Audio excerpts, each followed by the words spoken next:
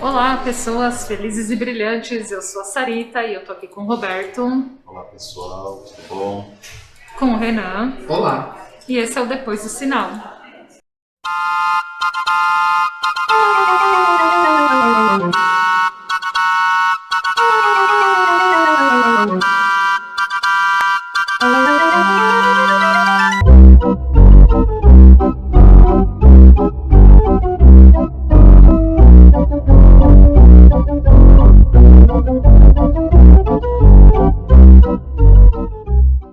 O tema é Hoje Não Tem Espetáculo. Há 60 anos ocorria o maior incêndio da história do Brasil. Olha, se existe um fato, uma tragédia que deveria ser contada e recontada na história do Brasil, é com toda certeza a tragédia do Grande Circo norte-americano. Um incêndio em um circo lotado, repleto de crianças, onde morreram 503 pessoas. E às vésperas do Natal, né? Famílias foram desfeitas, famílias inteiras morreram, outras famílias, apenas crianças sobreviveram, pais perderam todos os filhos. É uma tragédia, assim, sem comparação em termos de história do Brasil. A gente não tem nada assim que tanto aniquilou tantas famílias ao mesmo tempo, num único lugar, por própria ação humana. Eu não tenho nem o que falar, porque é muito triste e verificar que se a gente colocar a pandemia como tragédia, a pandemia hoje já levou mais de 600 mil pessoas. Em 2020, em outubro de 2020, tinha 150 mil mortes pela Covid. 917 mortes, que é a segunda maior tragédia no deslizamento de terra da região serrana do Rio em 2011. Depois vem incêndio do Gran Circus, com 503 mortes. Então, se a gente colocar a pandemia como tragédia causada pela natureza, o deslizamento pela natureza, então causado pelo homem, é a maior tragédia do Brasil. E, bom, como contar uma história, a gente tem que começar do começo. Sim. O que foi o Grande Circo americano, o que era. Eu acho que a primeira coisa que tem que ficar claro é que ele realmente era um circo. Um circo daqueles clássicos, com uma lona de 15 metros de altura, e que era vendido pelo seu dono, o Danilo Stevanovic. Tragicamente, era vendida com uma lona à prova de fogo. Porém, as investigações revelaram posteriormente que, na verdade, era uma lona parafinada. Então, ela era muito bonita, ela brilhava muito, mas parafina. Altamente inflamável, né? E o circo era realmente grandioso, né, Renan? Porque eram 60 artistas e 150 animais. Você pensa, é muita coisa. Ele era um espetáculo, e assim, como o próprio dono do circo propagou na cidade de Niterói, no Rio de Janeiro, na época, era o maior espetáculo da Terra. Era o Circo de Soleil da sua época para o Brasil. Com certeza, era muito grande.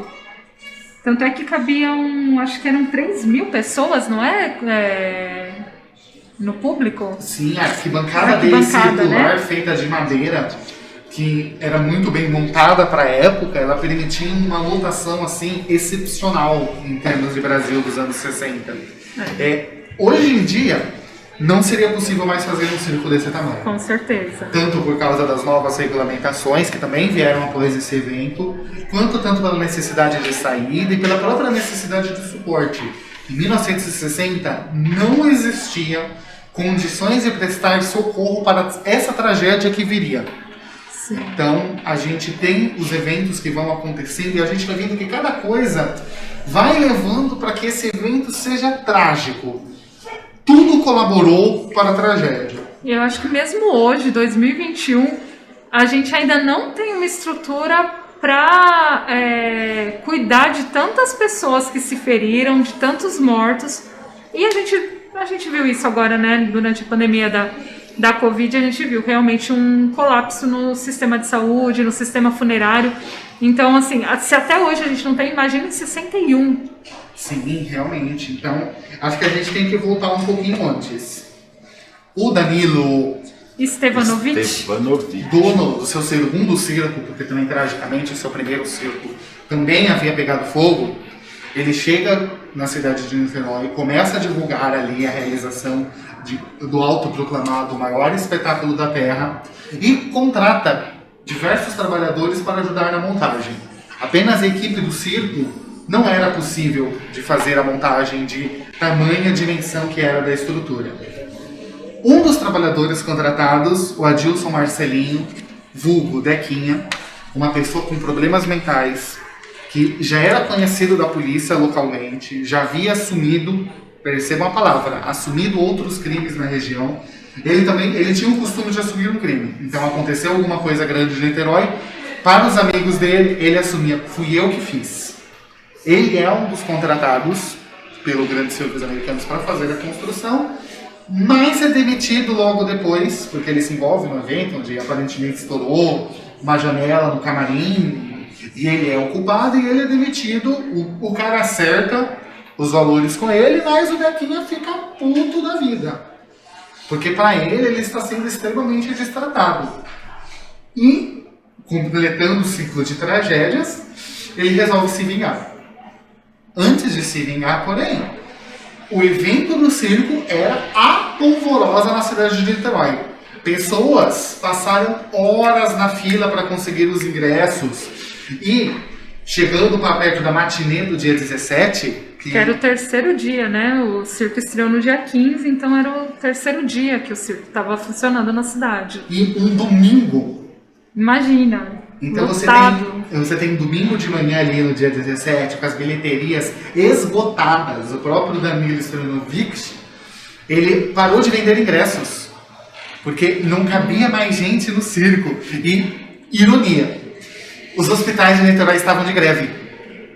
Então, alguns funcionários também se dirigiram ao circo com suas famílias. O sistema público de Niterói estava em greve.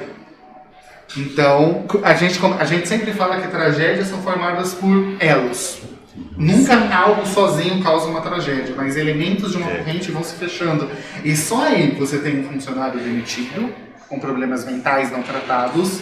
Você tem um sistema de saúde em greve, alguns dias antes, e ainda estava em greve. Você começa a ter os elementos de uma cadeia se fechando para essa tragédia acontecer. Você tem uma lona altamente inflamável, que mesmo que o Dequinha, né, ele não tivesse esse intuito de vingar-se, poderia pegar fogo com muita facilidade, independente do incêndio criminoso, porque, né, é altamente inflamável, com 3.000 pessoas dentro. E há controvérsias. Não existe, assim, academicamente falando, uma única visão que foi o Dequinha que causou o incêndio. Sim, existe um pessoal dizendo que ele foi meio que um bode expiatório. Como assim. ele sempre assumia as culpas, Laranja, chegaram nele e perguntaram, né? você sabe quem foi? Fui eu, tá, você tá preso. E como ele tinha realmente trabalhado no circo, então aí aumentou-se a chance dele ser acusado, né? Então. Sim, e o que a gente percebe é que no dia 17 ele se reúne ali com alguns amigos. O Pardal e o Walter, né? Bigode. Sim, e duas mulheres que eu não me recordo o nome agora. E ele se dirige para o circo querendo implantar a sua vingança. Mas ele não implantou diretamente. Antes disso, ele vai assistir o espetáculo. Afinal, não é todo dia que o maior espetáculo da Terra está presente na sua cidade. Sim. E aí, o que a gente tem? O circo realmente era um espetáculo. Elefantes, leões, animais muito difíceis de se ver no Brasil, até hoje em dia, estavam presentes no circo. Excelentes trapezistas, um pessoal de circo excepcional. E é curioso que o Dequinha é descoberto 2 vezes no dia 17, no espetáculo.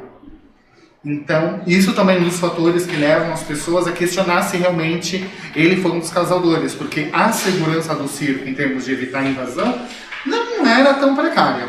Afinal, o cara foi descoberto 2 vezes. E pelo que conta a história, ele já tinha ido no dia anterior, não tinha conseguido o ingresso para entrar, e aí um dos funcionários tinha visto ele lá, tinha chegado até a conversar com ele, e meio que tirado ele de lá, porque eu acho que ele estava tentando entrar sem pagar, então tem toda essa conversa também, né? Então você vê que realmente tinha uma segurança ali. E aí a gente tem que no dia 17, com a plateia lotada para o último show da manhã, o show da trapezista. E quando está lá, a trapezista Nena, que é Antonieta, inclusive irmã do próprio Danilo. Irmã do próprio Danilo. Ela ali em cima do trapézio, ela é a primeira a reparar o fogo.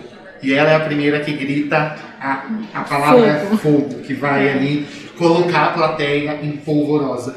Não existia saída, basicamente.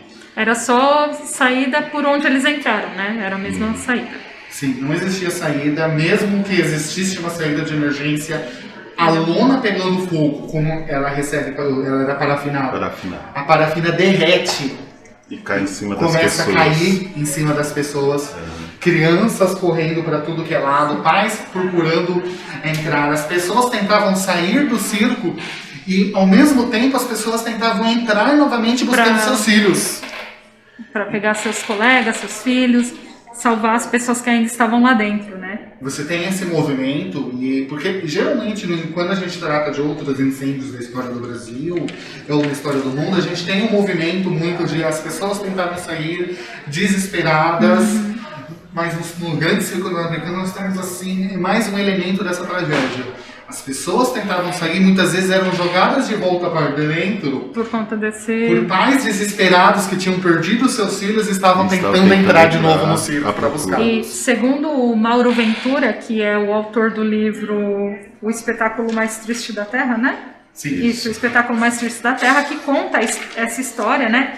O Mauro Ventura, ele diz ainda que um dos depoimentos é que a primeira parte da lona que cai, ela cai justamente na saída. Então isso também impede as pessoas de saírem. Na porta principal é o primeiro lugar em que essa lona cai. Então olha o desespero dessas pessoas tentando sair justamente ali, é que a lona cai, né, e pegando fogo, incendiada. Então realmente bem complicada essa situação, né?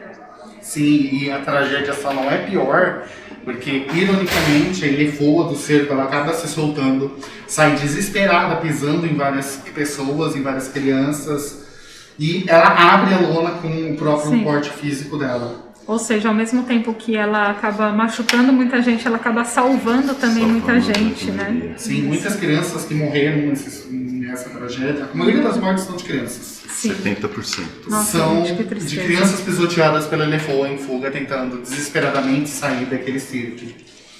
E aí você começa aquela coisa, no incêndio comum, no incêndio, por exemplo, como o do edifício Joelma, no incêndio como a Boate Kiss, por exemplo, que a gente tem uma resposta do Corpo de Bombeiro. Então a gente vê, ó, no edifício Joelma os bombeiros foram lá, tentaram resgatar. O grande circo americano, a tragédia, não deu tempo, né? ela é tão profunda que não dá tempo. Quando os bombeiros chegam, já aconteceu tudo. Foi coisa de 5 a 10 minutos, não é isso? 5 a 10 minutos. O material altamente inflamável, ele queima muito rápido. E pior, rápido, né? Chegou num ponto, depois que as primeiras pessoas saíram, que ele foi, estourou uma parte da lona, onde a estrutura do circo colapsou e a lona caiu pegando fogo em cima das pessoas que estavam aí lá dentro. O que só faz a tragédia ter requintes piores. Sim. Não existia resgate possível, não existia quantidade de ambulância para milhares de feridos. Tanto é que muita gente foi falado que quando começou a noticiar, né, sobre o resgate dessas pessoas, muitas pessoas foram com seus carros particulares, ônibus, caminhão, enfim, quem estava passando por ali foi lá tentar ajudar de alguma forma no resgate dessas pessoas, né? Então foi muito impactante. Muito, e foram mais de 800 feridos. E aí, um número excepcional, muito grande. E quando essas pessoas correm para o hospital Antônio Preto, o hospital está fechado. Fechado. Havia greve. Havia greve. E as famílias desesperadas, os próprios membros das Forças Armadas que correram para socorrer, Então a gente tem que lembrar que na cidade do Rio de Janeiro, alguns postos militares estão muito dentro da cidade. As pessoas entram no hospital e não tem atendimento. E aí nisso os médicos, mesmo em greve, eles começam a ir para o hospital, né? Eles param a greve para atender essas pessoas, né? Os médicos, os enfermeiros, eles são convocados. E tem até uma coisa que o Mauro Ventura também conta no livro dele, que é as pessoas, elas saíram meio que desesperadas pelas ruas da cidade. Você é médico, vem comigo e vamos pro hospital. E foi levando todo mundo, isso, assim, alguns né? espetáculos, padres também foram Sim, todo convocados mundo, para fazerem, né? também Os extremação. cinemas pararam na cidade de tudo. Niterói, não só na cidade de Niterói, porque a Cidades notícia vizinhas espalhou. também, né? Os cinemas pararam e as pessoas começaram a ir na sala de cinema a gritar: alguém aqui é médico, alguém é enfermeiro, corre para o hospital. O Gran Circus pegou fogo. Sim, e todo mundo se solidarizou mesmo, né, com essa causa e foi mesmo para o hospital para ajudar essas pessoas. Sim, uma farmácia local da cidade de Niterói que iria abrir no dia seguinte, ela doa todo o estoque de produtos dela. Sim, para poder ajudar, né? É aquela coisa, a tragédia foi tão grande que não dava tempo para as pessoas pensarem. Ou elas agiam, ou a tragédia só iria piorar. É. E a tragédia acaba tendo um outro requinte, é que Niterói não tem caixão para todo mundo que morreu. Então os próprios carpinteiros da cidade, eles se reúnem, vão para o estádio, que é o estádio Caio Martins, e lá eles começam a fazer um mutirão, porque tem que cuidar dos que viveram, mas tem que cuidar dos que morreram também. O cemitério, né, não abrigava as pessoas que morreram, e aí eles usaram uma roça no município vizinho de São Gonçalo como cemitério para enterrar os corpos. Então foi um negócio doído, né, gente? Eu tô aqui falando, tô quase chorando aqui. Foi um acontecimento muito dolorido e esquecido, né? Devido ao número de crianças, muitas crianças, o choque, o tipo de tragédia causou nas pessoas, no próprio país, uma comoção muito grande, que fez com que uma necessidade de esquecer o que aconteceu. Uma comoção, inclusive, internacional, né, Roberto? Porque isso. Muitas pessoas de outros países também ajudaram, né? Mandaram ajuda para o Brasil. O Papa, na época, que eu não sei quem é, mas eu sei que teve o Papa, que era na época, ele celebrou uma missa em homenagem a essas pessoas lá no Vaticano. Então, assim, foi uma tragédia que não impactou apenas aqui no Brasil, impactou no mundo, né? Não é uma coisa que ficou focada só no Brasil, foi impactante no mundo todo. E é aquela questão, né? O Grande Circo Americano, por ser uma tragédia que matou muitas, mas muitas crianças, assim, destruiu famílias. Porque a gente pensa nas tragédias, e geralmente as tragédias na história do Brasil, elas matam elementos da família separadas. É o filho mais jovem, é o pai que trabalhava no prédio do Joelma, é a mãe que trabalhava no Manaus. O Gran Circus Americano mata a família. Ele tem esse caráter de exceção e ele tem esse caráter que ele não vai só marcar, ele vai traumatizar a sociedade. Sim. João 23. João 23. É o Papa que celebrou a missa no Vaticano em homenagem aos mortos desse evento, né, dessa tragédia, é o Papa João 23. Sim. Uma coisa que me chama a atenção, assim, foi que essa, claro, né, uma tragédia, um acontecimento muito triste, mas que causou realmente um esquecimento, porque era tão traumático que as pessoas que estavam envolvidas, as pessoas que vivenciaram esse momento, elas não queriam reviver isso. Então a gente não tem muita informação mesmo a respeito disso, assim, é meio que esquecido, né, na história, porque as pessoas não queriam falar disso, porque realmente era reviver traumas, era reviver um momento muito triste, muito angustiante. Mas, assim, esse acontecimento, ele também fez com que muitas pessoas, sei lá, se destacassem, né, como alguns médicos. Tem a Maria Pérola Sodré, que eu descobri a história dela pesquisando e eu fiquei muito impactada com a história dessa mulher. Ela sempre participou do movimento escotista brasileiro, então ela era chefe de um grupo bandeirante, né? E quando ela sabe do acidente, ela vai para o hospital e ela fica trabalhando lá voluntariamente. Ela faz de tudo que vocês imaginarem. Precisava trocar uma lâmpada, ela trocava. Precisava limpar a banheira, ela limpava. Precisava ficar de segurança para jornalista curioso não entrar. Ela ia lá também. Então, tudo essa mulher fazia. E aí ela acabou fundando dentro do hospital, até para dar uma animada nas crianças, um grupo de escoteiro lá dentro do hospital.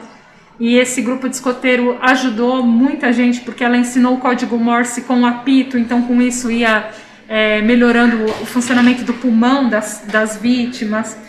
E ela ficou no hospital até que o último paciente tivesse alta, que era um menino de 15 anos. Então ela ficou lá o tempo inteiro, ela se doou realmente para essa causa e ela nunca cobrou nada por isso. Então assim, ela fala, né, que ali o objetivo dela era ajudar, simplesmente fazer o que estivesse ao alcance dela para melhorar um pouco a vida dessas pessoas. E tem até um depoimento de um médico que fala que as crianças se sentiam muito seguras com ela. E aí quando alguma criança tinha que passar por uma cirurgia, pedia para que ela ficasse junto. E ela ia, entrava na sala de cirurgia e depois que a criança estava anestesiada, os médicos diziam, pode sair. E ela falava, não, eu vou ficar, porque eu prometi para ele, então eu vou ficar até a hora que ele acordar. Então olha que pessoa fantástica, assim, sabe? Que pessoa iluminada. E a gente não a conhece. Não a conhece. E deveria, porque é um exemplo de dedicação à vida do outro. Até o nome dela, né, gente? Maria Pérola, olha só, é realmente uma pessoa rara, né? Uma joia rara. E assim, a gente tem que ter a visão que, por ser um incêndio parafinado, onde a lona se derreteu em cima das pessoas, as crianças, os adultos que ficaram internados, foi uma internação longa. Foram internações de meses e meses e meses a fio. Não foi algo assim que as pessoas se solidarizavam por um dia, não. Muitas pessoas pararam sua vida. O Ivo Pitangui, o cirurgião plástico, ele parou a vida dele. Ele e a equipe, quando ele ficou sabendo do incidente, ele pega a equipe e vai... Ele parou a vida. E ele, inclusive, depois acabou colocando novos médicos recém-formados na equipe dele para ajudar, porque ele viu que não era o suficiente, né? E isso é uma coisa que também o Grande Seguro América nos traz. Como o hospital estava de greve, não necessariamente quem atende as pessoas no hospital são os próprios médicos do hospital. Não houve tempo para chamar, para reunir. Nós estamos falando dos anos 60, não tinha WhatsApp. Sim. Então, a gente tem um movimento que, por exemplo, muito aluno de último ano de medicina... Muito médico que tinha acabado de se formar na cidade, correu. Muita gente que era o último semestre. Sim. Que estava voltando de férias, assim, acabei a faculdade, vou me formar em fevereiro. Todo mundo que tinha um conhecimento mínimo, né, de medicina, de enfermagem, foi para lá.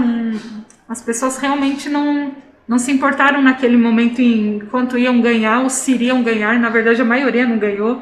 Foi tudo muito voluntário. Sim, mesmo. O administrador ali do hospital tem um momento que você olha assim e ele fala, olha, eu tenho todo mundo trabalhando aqui, no primeiro dia principalmente, tem muita gente trabalhando muito bem e eu não conheço ninguém.